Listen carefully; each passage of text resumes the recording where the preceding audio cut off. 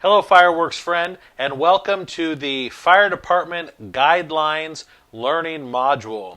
In this next few minutes, we're going to go through the Fire Department guidelines that you need to know. This is information in addition to your reading the complete guideline packet that will be provided to you at your pickups.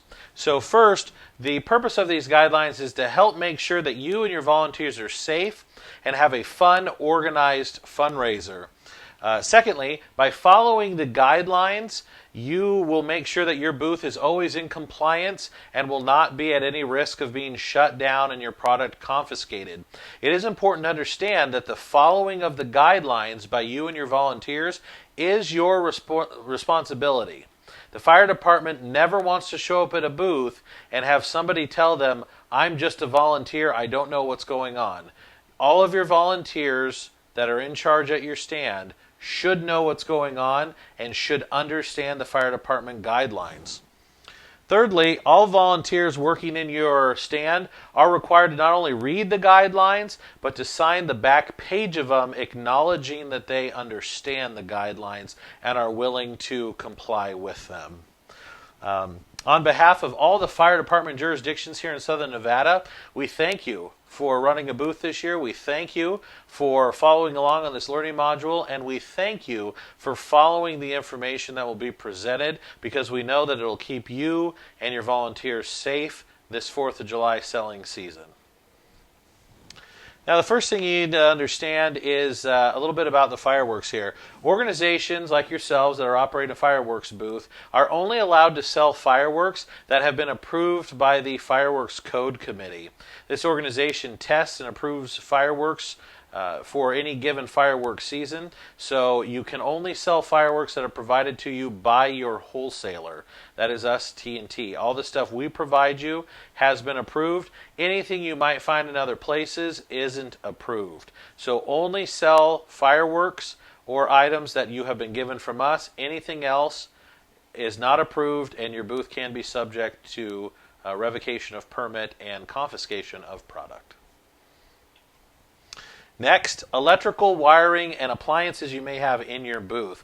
So it's important that as you use electricity at your stand, either by plugging into the building close to you or using a generator, you need to follow some simple guidelines. First and foremost, all electrical wiring for both your power cords and the appliances need to meet the National Electric Code. Additionally, all wiring and lighting should be UL listed for outside use to make sure that it is safe to be used in all weather applications. Additionally, electrical wiring should be properly sized for its use. So you shouldn't use a small gauge wire and a heavy gauge generator. You need to make sure that the wire you use is properly sized for the amount of power that's going to be going through it. All electrical wiring needs to be protected from physical injury, especially if it's going to be running in an area where cars will be driving over. The wire does need to be protected with the plastic protectors that you can get at Home Depot. Portable electric generators should be not less than 20 feet from your stand. That means a minimum of 20 feet from your stand. If there's more than 2 gallons of gas, they need to be 50 feet from your booth. Additionally, if you're going to run your wire overhead, it needs to be a minimum distance of 13 feet. And 6 inches above the grade. That means above the ground. That's so a fire truck can get underneath it. But we recommend that you run your power cords on the ground, and that you cover them with the protectors that you get at Home Depot. It is an easier and cheaper option. Now, security and storage. This is very important. Every day the fire department is going to ask for a storage report from us, T&T. So we need to know exactly where your product is going to be, and you need to understand where your product can be stored. First of all consumer fireworks retail locations are an approved storage site. So you can be open 24 hours and keep your product at your booth as long as there's a volunteer there and awake with it. Additionally, you should not be storing any materials or products in your fireworks stand overnight unless there is somebody awake and alert with it. That's very important.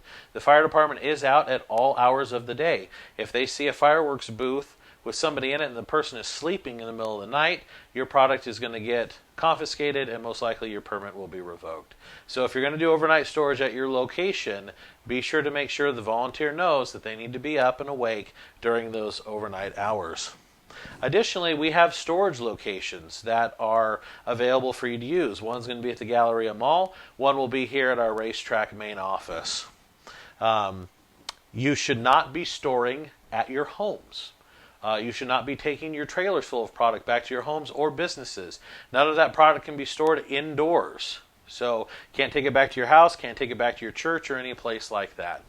Be sure to follow these guidelines when it comes to storage. And additionally, we're going to ask you about your storage option when you do your pickups and take possession of your fireworks, because again, we have to report daily whether you checked in at one of our storage yards or whether you were open 24 hours.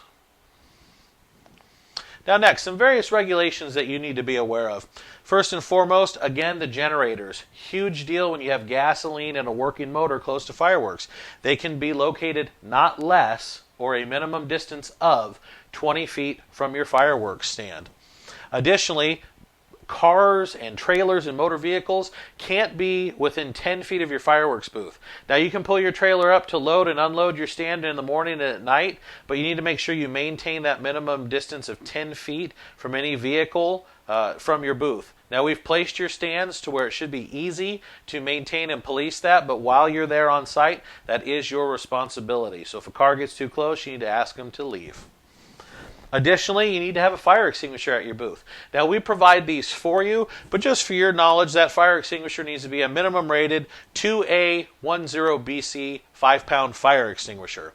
So again, we're going to provide those for you at your pickup. We do not want you taking them from your building, your home, or any place like that, because then that building or home or office may then become non-compliant. So we have them for you here. You will receive them during your pickups.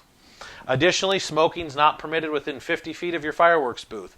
We have placed signage on your stand on all 4 sides, the front, the backs, and the door sides, that says no smoking and no fumar.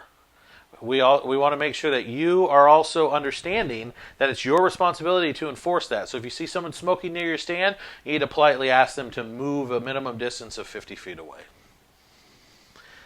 Additionally, you need to make sure the exit paths and the walkways in your stand are clear and free of debris. So any extra boxes you can store underneath the shelving, both in the front of the booth and in the back. You need to make sure that walkway is clear. Don't put chairs in there. Don't stack people in there.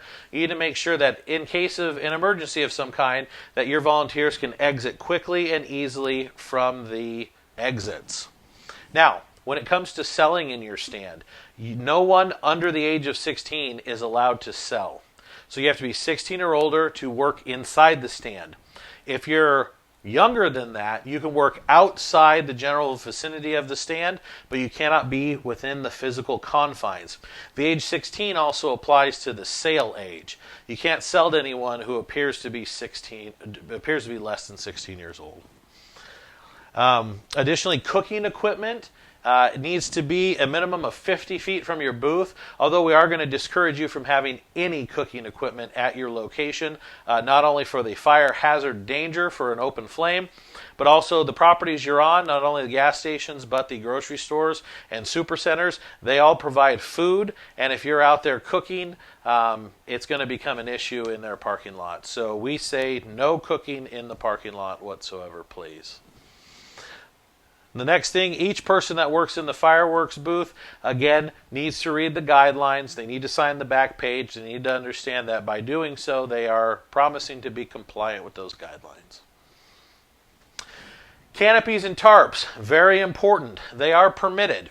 Canopies can be placed up against the stand, but not attached to the stand. So what does that mean? It means you're going to want to have some kind of weight or something to hold your canopy down and in place without physically attaching it to the booth.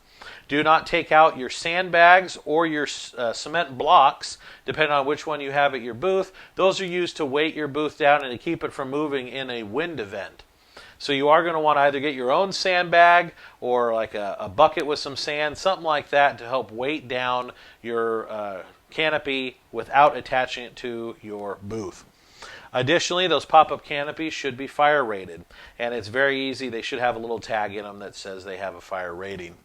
Now, tarps can be used. They also have to have a fire rating, and again, that's found in the materials that come with the tarp. And the tarps need to be connected to your booth using the grommets. So not only do you have to have a tarp that has grommets, but you'll have to use a screw and a washer to attach it through the grommets to your booth. Now, if you do that with the fire-rated tarp, you can keep it on your booth throughout the sales period. You just need to remember that if you want to keep your tarp, you need to remove it at the when you close down your fundraiser at the end of the 4th of July, because if you don't, the stand crews are going to come and take everything down and the tarps will just be trashed. So again, if you want to keep that tarp, take it down when you're closing down your booth on the night of the 4th. Revocation of permits. This is a real issue, and we need to make sure that you understand that all of these guidelines are designed to help prevent you from losing your permit. The problem you have is if you do get your permit revoked, it will now be a permanent revocation.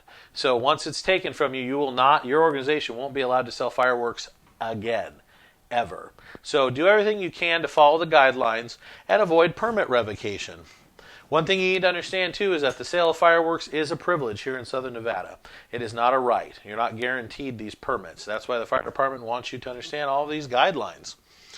Also, make sure that your volunteers, again, are educated on the guidelines. We really can't emphasize that enough. That's important for your volunteers to understand. The fire department's worst nightmare is when they show up and you say, I'm just a volunteer, I don't know what's going on. So try to avoid that. So we hope with this brief video, the information you've had here today, and the information you're going to have in the guidelines as you read them, that you will be familiar and comfortable with everything you need to do as a fireworks booth operator to run your fireworks fundraiser safely and be in compliant with the fire department guidelines. We do hope that you have a happy and safe fireworks season. And if you do have any questions, feel free to reach out to either Spencer or myself. Have a great 4th of July.